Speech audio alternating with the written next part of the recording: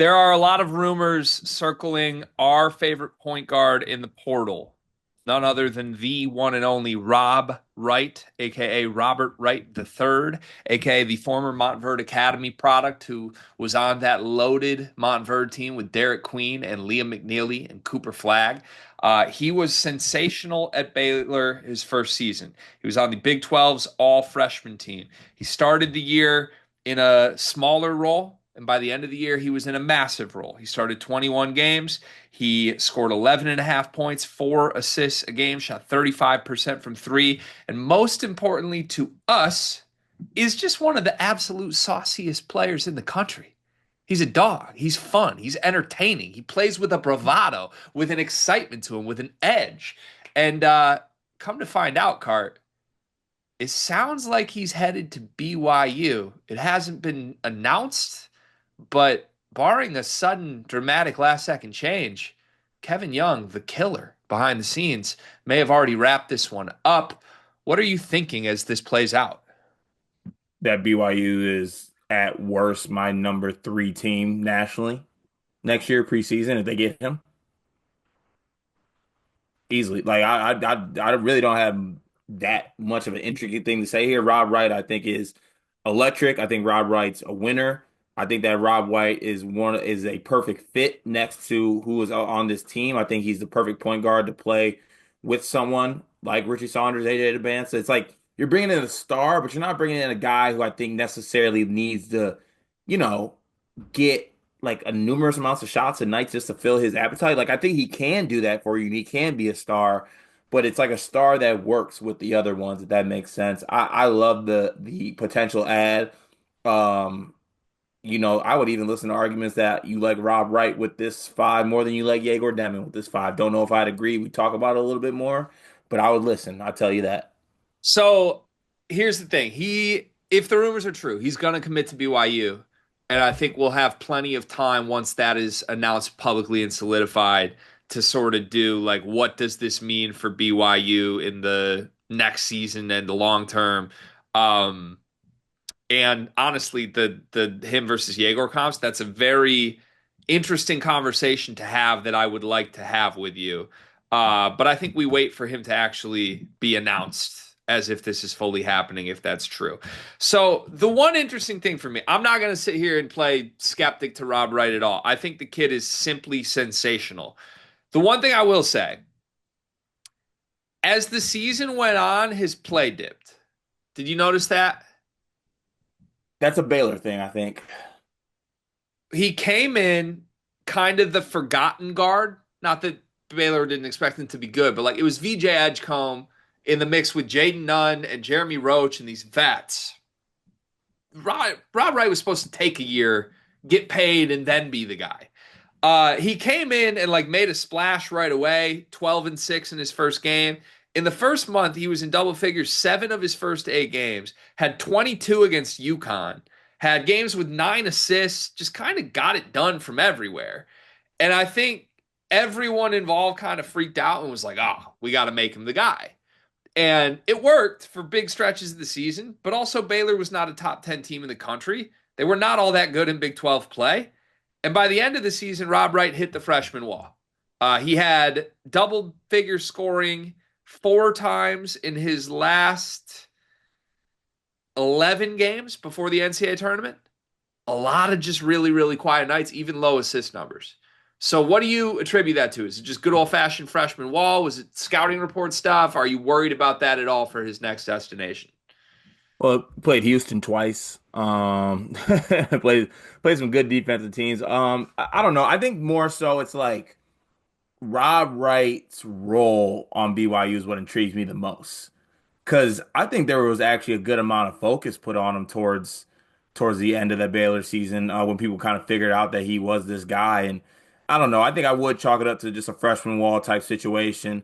But I have all the faith in Rob Wright. I think he's an electric player. I think that at worst, he's a guy who can get you, his numbers freshman year, I think he can get you like 11-4, 11-5. And really, that's all you need with this BYU team. You need someone just to run the team. And I expect him also to do very well in a Coach Young type system if he's in that system. But it takes a special player not to hit a freshman wall. Like I mean, even the best of freshmen this past season hit a little bit of a wall, and I think Rob Wright hit it the same, being in the Big 12 and being undersized. We interrupt this sleepers video to talk directly to you, our loyal listener. Have you ever found yourself watching us two idiots thinking, hey, I wish there was a very easy, small way for me to show a token of my appreciation for all of their hard work on all these videos I love to watch? Well, now we have just the way to do that. Thanks to the beautiful folks over at Underdog Fantasy. They are helping us out this month, presenting a lot of the content coming out this month, giving you a chance with a amazing offer that you can use using our promo code that Gregory will tell you more about. Yeah, so college hoop season's over, but we got like big time golf tournaments. The NBA playoffs are coming. Baseball season's underway. There's still a bunch of sports on. There's still a bunch of ways to play with Underdog Fantasy. Promo code SLEEPERS. As a new customer, you can get up to 1,000 bonus credits plus a free pick. It's one of the most fun ways to play. It's a great way to support us. And on some actual like non-ad read stuff, talking genuinely here, really helps us because if Underdog loves us, if we get a lot of people to sign up, they're going to help us continue to bring you the content that you love. Show your support. Join Underdog Fantasy. Use promo code SLEEPERS. Get up to $1,000 in bonus credits and a free pick. Yeah. Yeah. That's fine. Like a freshman wall happening is not unique to Rob Wright. It's not the first time that's happened in NCAA history. But I think that's essentially what happened. And what I do like is that even though he was kind of mired in a slump, his minutes had sort of gone up and down a little bit in the final months of the regular season. When we got to the NCAA tournament, I thought he was arguably the best guard on Baylor. Now, he wasn't great against Duke. Nobody's great against Duke. But against Mississippi State, he was dominant. He had 19 points, 8 for 15 from the floor, was really aggressive. I just think the kid is like a big game kid. There were multiple times this season where it's like all eyes are on us, huge game, national television, prime time. Rob Wright was at his best, and he like kind of savored that. I'm going to compare it to one of my favorite players from my program ever. They're not similar in many ways, but there's some Jordan Poole to it of just like, oh, people are watching? I'm a kill tonight. And I love that about Rob Wright.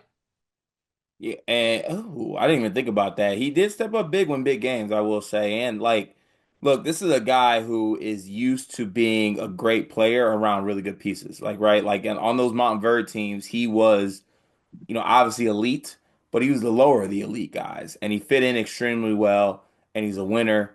And I think the most intriguing part about it is the new offensive system for him, if this does happen, that is, because, you know we don't ask the question enough, but like, is Scott Drew's offense this great thing to play in for guards, or was it like awesome when they were winning national championships? That's all I'm saying. But I do think that it would also work wonders for him to be in a system like Coach Young's. Yeah. Yeah, I do think like the BYU system seems super exciting to play in right now. So anyone should want to do it. Then the second side of this, again, we'll talk a lot more on this if it's firmly announced. What does this mean about Kevin Young? Because it's been interesting the last 48 hours or so. We waited to get home from the Final Four before making this video, partially because we weren't home, but partially because we wanted to like let the dominoes fall a little bit before saying what's happening here. And the more I hear about this and the more I research on it, we call it what it is. BYU brought the money cannons out and persuaded a kid to leave an interconference opponent to come to their school. This is allowed in college basketball. You can use whatever word you want to describe it. I have seen some pretty huge BYU accounts take big time offense to the idea that this is quote unquote tampering. I know that BYU as a community, everyone at all levels, from coaches to players to fans to everything to media, they pride themselves on their character in Provo for good reason.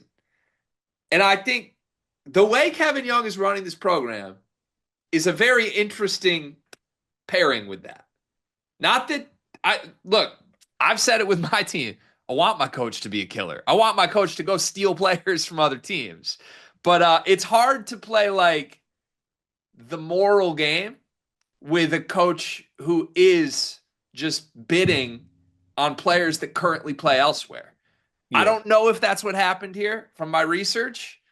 Kind of think it is. Do it you have a did. problem with that? It did, and I love that. Because this is nothing but it's a warning shot. It's a warning shot that even in conference, friends, foes, doesn't really matter.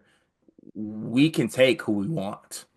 And I love that. And honestly, I want to keep it separate. Want my coach to be a killer, want my fans to be moral high ground people. Let's keep it separate. Like act like you're not throwing money at people. And yes, there is some other allure to coming to BYU to play in the system and, you know, be a part of the fan base in Provo and play with guys like AJ DeBanza, but let's not act like we're not throwing money at people. Let's just embrace it. It's the way it is. You have the ability to do so. And look, Coach Young lost his lottery pick point guard and in less than 48 hours is locked in one of the better point guards in the portal. Like I it's elite stuff. Yeah, it is. Yeah, I think hard to imagine there's a better Yegor Demon replacement than this. And it also, I mean, I think it seems powerful and important that this was lined up immediately for when Yegor left. It was like, oh, Yegor's gone. Oh, an hour went by. BYU's getting Rob Wright.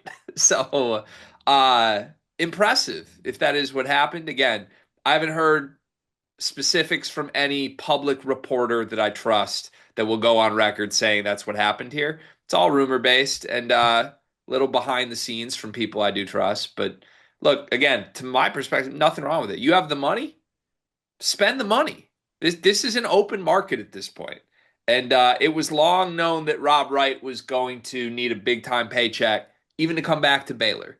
I just think Kevin Young and the BYU staff may have done some work even before this, and credit to them if they've locked up Rob Wright very simply. The numbers thrown around for this are crazy. We'll have more on that when he commits, if anything comes out. But for now, BYU's getting our favorite point guard in the country to pair with the number one high school recruit in the country to pair with my favorite white boy with some shit to him in the country, leading scorer Richie Saunders. And you're calling them a top three team in the country for next year. I love where they're at.